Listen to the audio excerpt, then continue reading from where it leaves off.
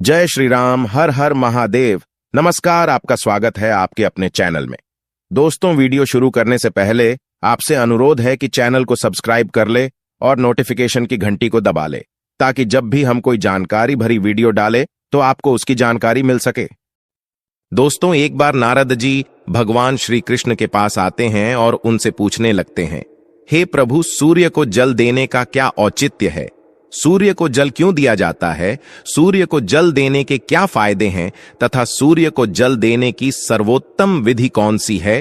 तब भगवान श्री कृष्ण नारद जी से कहते हैं, हे देवर्षि, आपने समस्त मानव जाति के कल्याण हेतु उचित प्रश्न किया है। सूर्य देव की उपासना अत्यंत शुभ फलदायी है। प्रत्येक मनुष्य को सूर्य को जल अवश्य देना चाहिए। हे देवर्षि, मैं आपको एक अत्यंत पवित्र कथा सुनाता हूं, जिससे आपकी दुविधा समाप्त हो जाएगी और आपको आपके सभी प्रश्नों के उत्तर भी मिल जाएंगे। जो भी इस कथा का श्रवण करता है उसे 100 वर्षों तक सूर्य को जल देने का फल प्राप्त होता है। इसीलिए आप इस कथा को ध्यान से पूरा जरूर सुने। दोस्तों, भगवान श्री कृष्ण ने सूर्य देव की महिमा का वर्णन करने के लिए नारद जी को एक अत्यंत पवित्र कथा सुनाई है।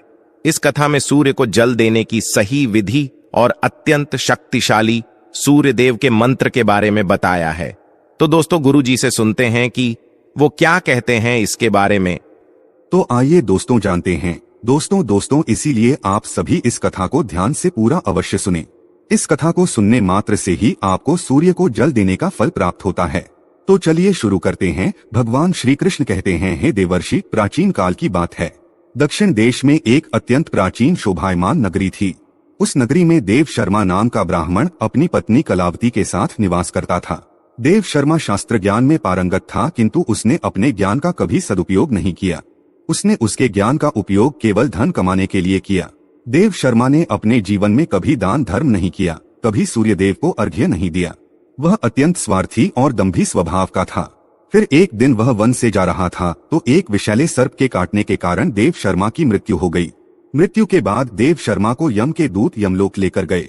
वहां यमराज ने देव शर्मा के पाप और पुण्य का मूल्यांकन किया और देव शर्मा को नरक में डाल दिया। देव शर्मा अनेकों वर्षों तक नरक में सजा भुगतने लगा और फिर उसे प्रायश्चित करने के लिए फिर से मनुष्य जन्म की प्राप्ति हुई। उसका दूसरा जन्म एक गरीब शुद्ध के घर पर हुआ। दूसरे जन्म में उसे अत्यंत दुख भोगने पड़े। उस शूद्र के बड़े होते ही उसके पिता ने उसका विवाह एक युवती से करा दिया और फिर वह उस युवती के साथ वन में ही झोपड़ी में रहने लगा। विवाह के बाद अनेक वर्षों तक उस शूद्र को कोई संतान नहीं हुई, इसीलिए वह और भी अधिक दुखी रहने लगा। लेकिन इतने में ही उसके दुख समाप्त नहीं हुए। कुछ वर्षों के बाद दैवयोग से उसके शरीर में भयंकर कोढ़ का रोग उत्पन्न हुआ और वह भयंकर कोढ़ के रोग से पीड़ित हो गया। उसके शरीर पर अनगिनत जख्म हुए, जिनसे पस निकलता रहता था। वह कोढ़ी शूद्र अब कुछ काम भी नहीं कर सकता था और दिन भर घर पर ही पड़ा रहता। उसकी पत्नी एक पतिव्रता नारी थी। उसने पति को कोढ़ होने के बाद भी उसका साथ नहीं छोड़ा और वह उसकी नित्य सेवा करती रहती थी। वह अपने पति को ही परमेश्वर मानकर उसकी पूजा करती थी, उसके लिए भोजन का प्रबंध करती थी, उसे स्नान करती थी। वह शूद्र अनेक बार मन ही मन सोचता रहता था कि किस जन्म के पाप के कारण उसे यह कोढ़ रोग हुआ। ऐसा सोचते हुए वह बहुत ही निराश और उदास रहने लगा। फिर एक दिन उसके द्वार पर एक साधु पधारे। उसको ही शूद्र की पत्नी ने उन साधु महात्मा की बड़ी सेवा की, जिससे प्रसन्न होकर उस साधु ने उसको डी की पत्नी को वर मांगने के लिए कहा। तो कोढ़ी की पत्नी ने कहा, मेरे लिए मेरे पति ही सर्वस्व है, वही मेरे स्वामी हैं। आथा आपसे विनती है कि मेरे पति का रोग दूर करें और उन्हें पहले के जैसा बना दे। इस पर उस साधु महात्मा ने कहा, हे देवी, ये रोग तुम्हारे पति को उसके पिछले जन्म के कर्मों के कारण प्राप्त हुआ है। यही विधि का विधान है, मैं इसमें हस्तक्षेप नहीं कर सकता। ईश्वर मनुष्य को उसके पाप कर्मों का दंड अवश्य देते हैं, कोई भी इससे चूक नहीं सकता, किंतु मैं तुम्हें इसका उपाय बता सकता हूँ। इस रोग से बचने के लिए केवल एक ही उपाय है, तुम अपने पति को लेकर सूर्यदेव की शरण में जाओ। सूर्यदेव की नित्य उपासना करो। सूर्यदेव की कृपा से तुम्हारा पति कोढ़ से मुक्त हो जाएगा और उसे कामदेव के समान सुंदर रूप प्राप्त होगा। फिर उस साधु महात्मा ने उस स्त्री को सूर्यदेव की उपासना की विधि बताई। उस विधि को जानकर उसको डी की पत्नी ने अपने पति के साथ मिलकर पूरी निष्ठा और श्रद्धा से सूर्यदेव की उपासना की और देखते ही देखते कुछ ही दिनों में उसका पति पूरी तरह से ठीक हो गया। वह कोढ़ के रोग से पूरी तरह से मुक्त हो गया और सूर्यदेव की कृपा से उसे सुंदर रूप, बलवान शरीर तथा धन संपत्ति की प्राप्ति हुई और वह कोढ़ी शूद्र बहुत धनवान बन गया।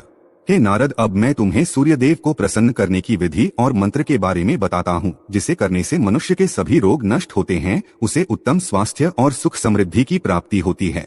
श्री कृष्ण कहते हैं, हे नारद, रोज सूर्यदेव को जल चढ़ाना एक ऐसा नियम है जो मनुष्य के जीवन में बहुत बड़ा बदलाव ला सकता है। सूर्य की शक्ति इतनी अलौकिक है कि इसके बिना यह पूरी धरती तहस नहस हो सकती है। सूर्य देव प्रकाश, सकारात्मकता, इंद्रिय संयम, ऊर्जा आदि के देवता हैं। सूर्य देव को मात्र जल चढ़ाने से सभी संकट दूर हो सकते हैं। संसार की हर परेशानी का हल सूर्य देव के पास ही है। सूर्य देवता की उपासना करने से आत्मा की शुद्धि होती है और मनोबल बढ़ता है। सूर्योदय के समय सूर्य की किरणों से वातावरण पवित्र और सकारात्मक बन जाता है। यदि प्रतिदिन सुबह स्नान करके सूर्य देवता को मंत्रों का उच्चारण करते हुए जल चढ़ाते हैं तो इसके कई फायदे होंगे। कुंडली में अन्य ग्रहों की तरह ही सूर्य के शुभ या अशुभ स्थिति में होने से जीवन पर भी इसका शुभ या अशुभ प्रभाव पड़ता है।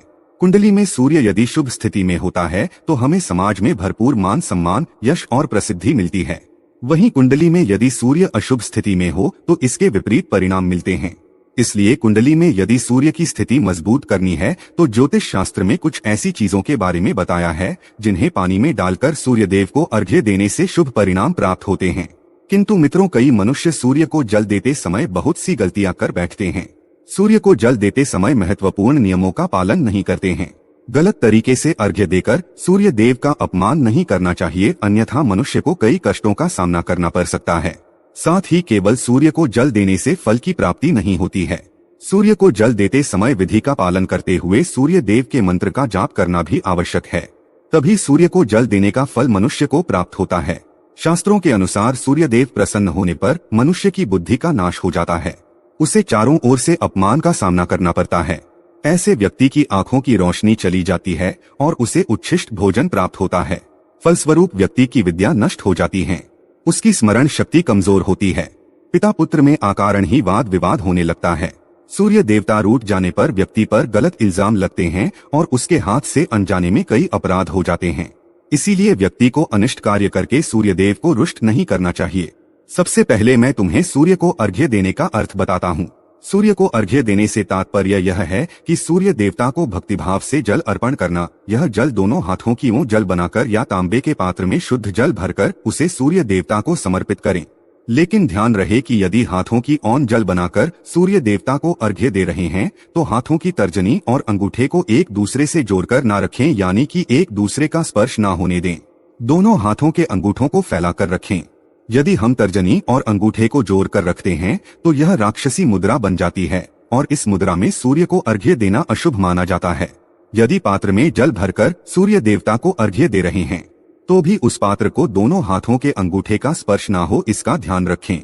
अर्घ्य देते समय अपने दोनों हाथों को ऊपर उठाकर पात्र को पकड़े और सिर झुकाकर रखें। सूर्य देवता को अर्घ्य हमेशा सूर्योदय के समय देना चाहिए। उगते हुए सूर्य की उपासना करना हमेशा ही शुभ होता है। सूर्योदय के 2 घंटे बाद अर्घ्य देने का कोई भी औचित्य नहीं होता है। यदि किसी कारणवश आप सूर्योदय के समय अर्घ्य ना दे सके तो 3 बार अर्घ्य देने के बजाय 4 बार अर्घ्य दें और सूर्य देवता से क्षमा मांग लें। इससे दोष कम हो जाता है। सूर्य को जल तांबे के पात्र में ही देना चाहिए। तांबा को सूर्य देव की प्रिय धातु माना गया है, इसीलिए सूर्य को जल देने के लिए केवल तांबे से बने पात्र का ही प्रयोग करना चाहिए। अन्य धातुओं से बने पात्रों में सूर्य को अर्घ्य देने से कोई लाभ प्राप्त नहीं होता है। परमात्मा ने सूर्य को जगत में प्रकाश करने, संचालन करने, अपने तेज से शरीर में ज्योति प्रदान करने तथा जठराग्नि के रूप में आमाशय में अन्न को पचाने का कार्य सौंपा है। इसी कारण से तांबे के पात्र में रखें। जल को पीने से व्यक्ति पेट से जुड़े रोगों से भी मुक्त हो जाता है। उस तांबे के पात्र में गंगाजल या पवित्र नदियों का जल भरें। यदि ऐसा संभव नहीं है तो शुद्ध जल का प्रयोग करें। मात्र जल से कभी भी अर्घ्य नहीं देना चाहिए। जल के पात्र में जल के साथ मुख्य रूप से कोई भी लाल फूल, लाल चंदन और अक्षत जरूर डालें। आप चाहे तो इस जल में थोड़ा सा घी, शहद, दूध या गुड़ इत्यादि भी मिला सकते हैं। सूर्यदेव को अर्घ्य देने का सही समय तब होता है जब सूर्य लालिमा लिए हो, अर्थात जब प्रातः काल में सूर्य लाल रंग का दिखाई दे तो उस समय अर्घ्य देना सर्वश्रेष्ठ फल देता है। यदि किसी मनुष्य ने सूर्य को अर्घ्य देने का संकल्प लिया है तो यह संकल्प कभी नहीं तोड़ना चाहिए। जितनी दिनों का भी संकल्प लिया हो उतने दिन सूर्य को अर्घ्य अवश्य देना चाहिए। यदि संकल्प को पूरा नहीं कर सकते तो ऐसा संकल्प नहीं करना चाहिए, इससे सूर्य देव रुष्ट हो जाते हैं। दोस्तों, भगवान श्री कृष्ण ने सूर्य देव को जल देने का मंत्र बताया है। जिसका उच्चारण अवश्य ही करना चाहिए। वह मंत्र इस प्रकार है, ओम खखोलकाय नामः। इसके अलावा ओम घृणी सूर्याय नमः इस मंत्र का जाप भी कर सकते हैं। इस मंत्र का उच्चारण करके सूर्य को जल देने से दरिद्रता का अंत होता है और व्यक्ति को सुख समृद्धि की प्राप्ति होती है। श्री कृष्ण कहते हैं, हे वत्स, सूर्य देव की महिमा अपरंपार है और प्रतिदिन ही हमें उनका आभार मानना चाहिए। परंतु मुख्य रूप से रविवार का दिन सूर्य देवता का दिन माना जाता है। इसलिए कुंडली से सूर्य दोष को दूर करने के लिए रविवार के दिन विशेष रूप से सूर्य देवता का उपवास रखना चाहिए और सूर्य से संबंधित वस्तुओं का दान करना चाहिए। सूर्य देव से इस बंधित वस्तुएं हैं तांबा, गेहूं, गोर, चंदन तथा पीले रंग के वस्त्र आदि। इन वस्तुओं का रविवार के दिन दान करने से व्यक्ति के सभी दुखों का अंत होता है। यदि व्यक्ति बीमार है अथवा घर में सूतक हैं या अन्य कोई समस्या है जिसके कारण वह सूर्य देव को अर्घ्य नहीं दे पा रहे हैं, तो इसके लिए शास्त्रों में मानस पूजा का प्रावधान किया गया है, अर्थात अपने मन में ही सूर्य देव को अर्घ्य दे सकते हैं। सूर्योदय पूर्व दिशा से होता है और यदि किसी कारणवश सूर्य देवता दिखाई नहीं दे रहे हैं तो उनका मन ही मन स्मरण करके पूर्व दिशा की ओर मुख करके उन्हें अर्घ्य दे सकते हैं, लेकिन कभी भी सूर्य को अर्घ्य देने का संकल्प न छोड़ें। दोस्तों, इस प्रकार से भगवान श्री कृष्ण ने सूर्य देव को अर्घ्य देने की विधि, सूर्य देव को अर्घ्य देने का मंत्र बताया है। उम्मीद है आपको ये कथा और जानकारी अच्छी लगी होगी। अगर आपको ये जानकारी पसंद आई तो वीडियो को लाइक जरूर करें। साथ ही कमेंट में जय श्री राम, हर हर महादेव लिखना ना भूलें। ऐसी महत्वपूर्ण जानकारी वाले वीडियो देखने के लिए चैनल को सब्सक्राइब करें। धन्यवाद।